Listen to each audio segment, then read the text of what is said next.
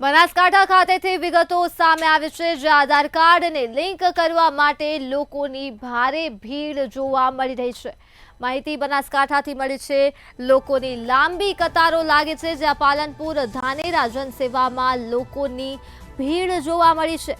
તો આ સાથે જ જનસેવા કેન્દ્ર પર સ્કૂલના વિદ્યાર્થીઓની ભીડ જોવા મળી છે। લાંબી કતારો લાગે છે, ત્યારે સ્કૂલમાં શિષ્યવૃત્તિ માટે આધાર કાર્ડ લિંક કરાવવું હવે ફરજિયાત થઈ ગયું છે। જનસેવામાં દિવસના 50 ટોકન આપતા જ લોકોમાં ભારે રોષ જોવા મળી રહ્યો છે। આધાર કાર્ડ લિંક કરાવવા માટે વધુ કેન્દ્રો બનાવવામાં આવે તેવી સ્થાનિકોએ માંગ કરી છે। લોકો ભારે પરેશાન થઈ રહ્યા છે।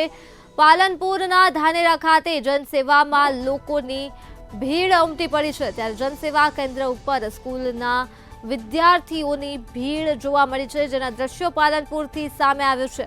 કેમ કે સ્કૂલમાં શિષ્યવૃત્તિ મેળવવા માટે હવે આધાર કાર્ડને લિંક કરાવવું ફરજિયાત છે, ત્યારે જનસેવામાં દિવસના માત્ર 50 ટોકન જ આપવામાં આવે છે।